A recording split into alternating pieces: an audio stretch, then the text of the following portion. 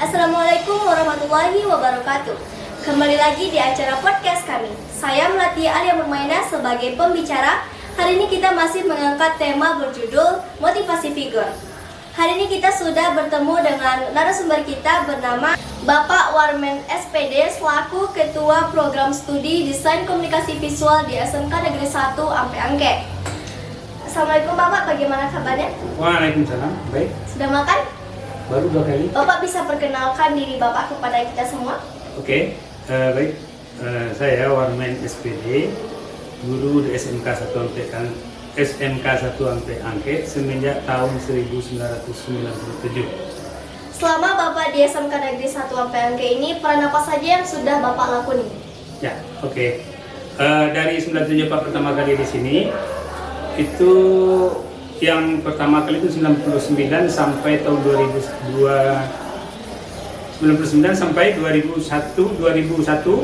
jadi wakil kepala bidang sarana. Kemudian tahun 2013 sampai 2015 itu ketua jurusan di Kria Tekstil. Ya. Kemudian di antara itu sebelum-sebelumnya juga ada wali kelas ya, berganti-ganti beberapa lama. Mulai tahun 2000 sampai sekarang itu menjadi ketua jurusan di Desain Komunikasi Visual. Nah Pak, kan Bapak dulu menjadi ketua di jurusan KKBT. Ya. Kemudian bagaimana tantangan yang Bapak raih setelah menjadi ketua jurusan Desain Komunikasi Visual ini? Ya, oke. Di Desain Komunikasi Visual dengan KKBT itu dia menjadi program satu rumpun, yaitu program seni gitu. Kemudian cabang yang di bawah program keahliannya di kebetulan KKBT, kemudian sekarang di DKV.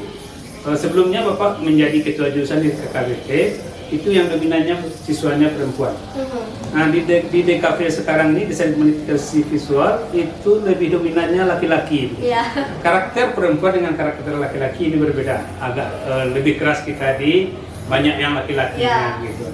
Jadi agak kalau membentuk perempuan dengan laki-laki agak gampangan perempuan karena perempuan ini cukup dijaga perasaannya. Ya, Pak. Ya, cukup perasaannya aja jaga ya. Kalau yang laki-laki ini perlu betul agak keras sedikit. Nah, itu yang menjadi tantangan. Selain antara laki-laki dan perempuan, apa saja tantangan baru Bapak? Tantangan yang lainnya karena selama di SMK 197 sampai 2019 itu Bapak mengajarnya di KKBT. Kemudian sekarang masuk di Desain Komunikasi Visual itu menjadi hal baru, termasuk juga mata uji kompetensinya.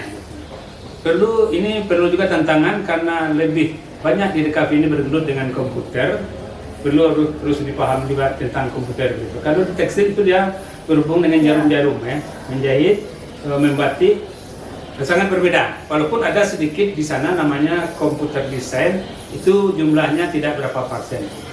Kalau di DKV itu dominannya adalah komputer. Ini yang menjadi tantangan.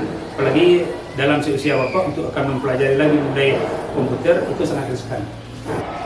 Selain belajar di sekolah, apa saja aktivitas lain yang pernah Bapak lakukan? Ya, di SMK 1 Ampe Angke semenjak didirikan tahun 1997 itu sarana ibadahnya belum lengkap. Jadi awal dari sini dimulai dengan sarana pelengkapnya, yaitu sarana membentuk etika, mendirikan musala. Jadi mulailah Bapak jadi panitia pengurus pembangunan musala SMK 1 Ampe Angke. Maka tahun mulai 6 bulan dari 97 itu kita mulai membangun musala tempat sarana ibadah. Kebetulan Bapak panitia pembangunannya, sekretaris waktu itu. Sampai sekarang Bapak menjadi pengurus musala di SMK 1 Ampe Angke. Nah, musala berguna bagi untuk membentuk karakter siswa, selain dari mengamalkan sebagai kita umat Islam, melaksanakan rukun Islam yang kedua yaitu salat. Di sekolah, waktu kita berada di sekolah itu berada di waktu salat zuhur gitu. Yang pertama itu siswa harus diwajibkan untuk salat zuhur.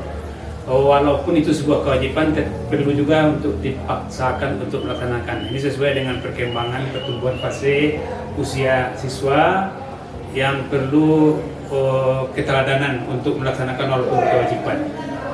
Nah, jadi terjadwal kebetulan isomanya istirahatnya itu pas di waktu salat zuhur, maka siswa diwajibkan seluruhnya untuk salat berjemaah di musala yang ada di SMK Satuan PMK. Kalau boleh tahu nih Pak, apa saja aktivitas lain yang Bapak lakukan di luar lingkungan sekolah? Oke, kebetulan ada di kampung Bapak, itu di daerah Bubuk Tinggi namanya, Kecamatan Nampek Koto. Bapak dipercaya oleh kaum Bapak, Pasukan Koto menjadi nenek mama itu yang bergelar Datuk Maka. Datuk Maka. Jadi aktivitas itu yang Pak lakoni di kampung di Nagari Bubuk Tabek Sarjo. Di samping itu juga Bapak sebagai anggota BAMUS di Nagari Bubuk Tabek Sarjo.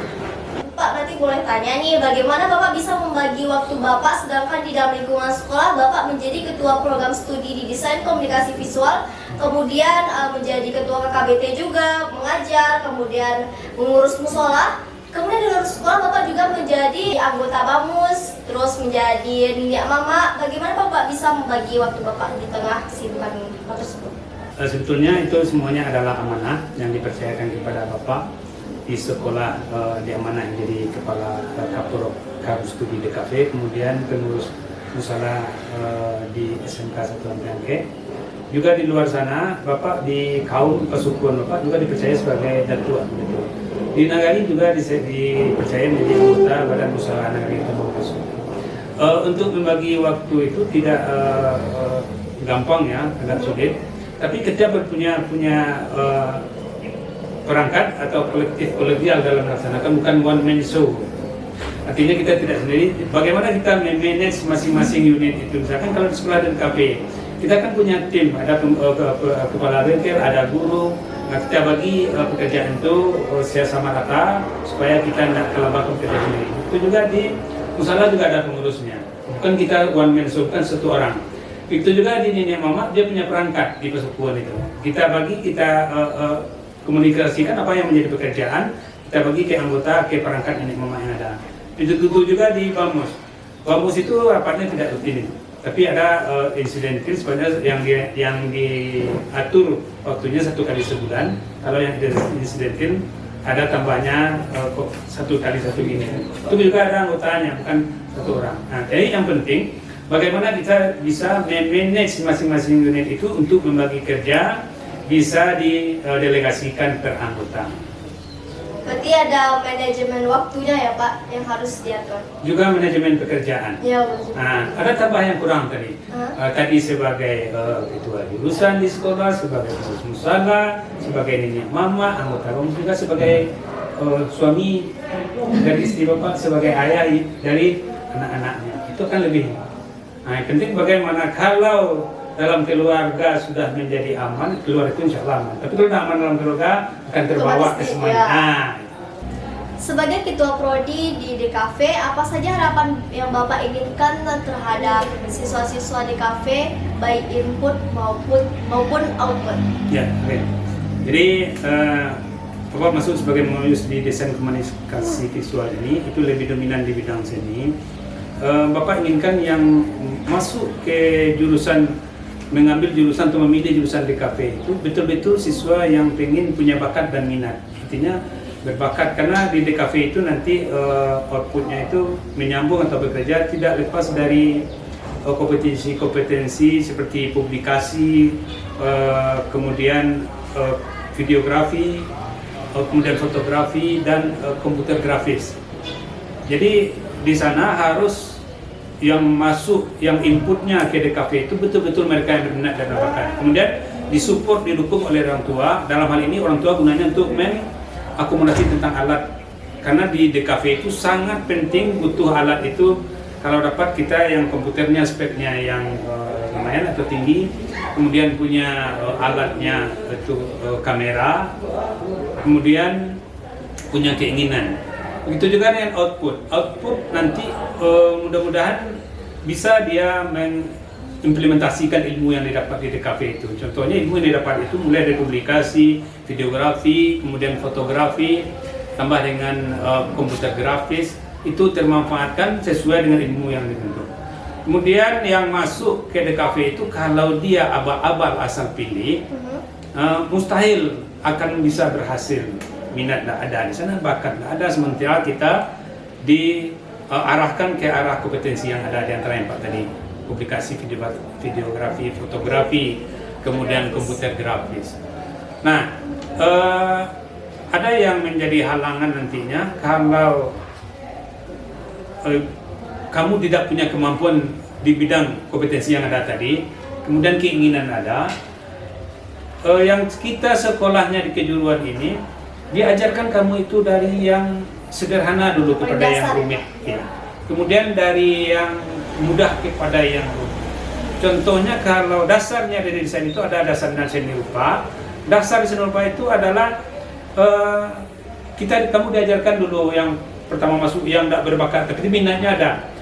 Kemudian membuat titik dulu. Siapa yang tidak membuat titik? Tidak bisa membuat titik. Kecuali tidak punya tangan dan tidak punya jari, ya. Udah bisa kamu mampu membuat titik, itu diajarkan membuat garis. Kan dari yang mudah itu. Udah bisa membuat garis, diajarkan membuat bidang. Ya. Sudah bisa membuat bidang, dilatihkan itu berulang-ulang, dibuat lagi bentuk. Baru dia ke bentuk-bentuk ergonomis dan geometris. Apa itu ergonomis? Menirukan bentuk-bentuk alam. Baru nanti ditambah kalau sudah mampu untuk itu, kalian diajarkan dengan dasar-dasar seni rupanya itu masalah keseimbangan, komposisi, warna, tekstur. Jadi dari yang sederhana kepada yang rumit, dari yang murah kepada yang sulit. Nah, kemudian masuk lagi ke kejuruan ini, setiap yang berbau keterampilan, ya, atau kriya itu harus dilakukan berulang-ulang. Berlakukan berulang-ulang mulai dari kamu bisa dulu sampai dengan pandai, ahli dan mahir. Contohnya membuat garis itu. Diajar membuat garis sampai bisa. Setelah bisa, ahli membuat garis, picit mata, kamu membuat garis itu bisa membuat garis lurus itu. Diagonal, garis vertikal, garis horizontal, garis melengkung, cekung. Ya, itu harus dilakukan berulang-ulang. Contohnya di dalam hal yang sederhana dalam keterampilan memasang tali sepatu. Kamu mulai kapan bisa memasang tali sepatu tidak dipasang oleh orang tuanya? Umur berapakah kamu bisa? Saya sekolah di mana? Coba bisa tidak berita? Nah, sekarang kamu memasang tali udah bisa cicing mata, bisa melihat ke atas saja bisa? Waktu kamu TK siapa yang memasangkan tali sepatunya? Orang tua. Ya. Memasang tali sepatu adalah sebuah keterampilan. Kenapa kamu sudah ahli memasang tali sepatu sekarang? Karena sering dilakukan. Karena dilakukan berulang-ulang. Begitu juga dengan memfoto, memvideo, kemudian melaksanakan komputer grafis, harus dilakukan berulang-ulang.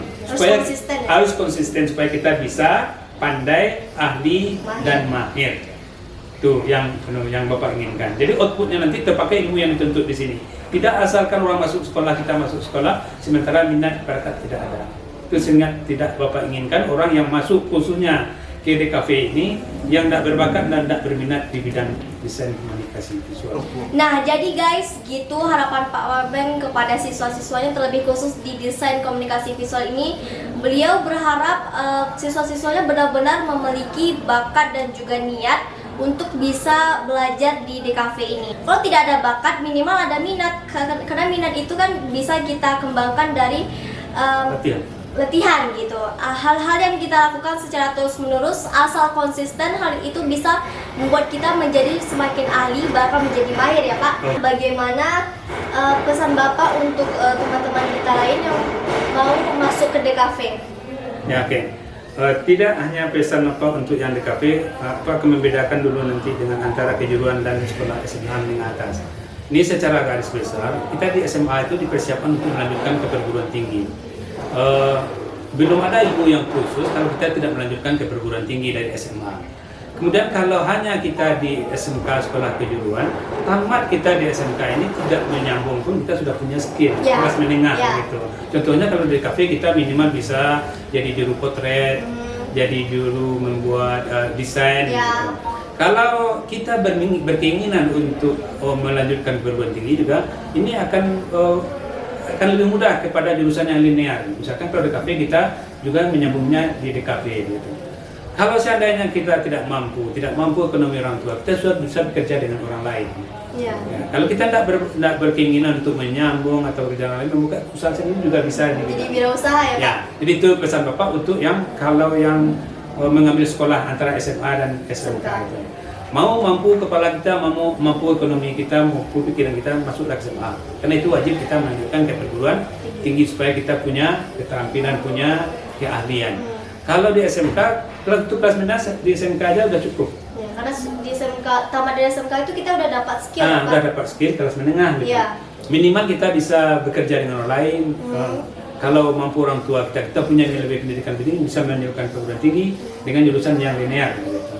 Nah jadi harapan Bapak, terutama yang masuk ke DKV ini, betul-betul lah orang yang punya keinginan, jangan asal sekolah gitu.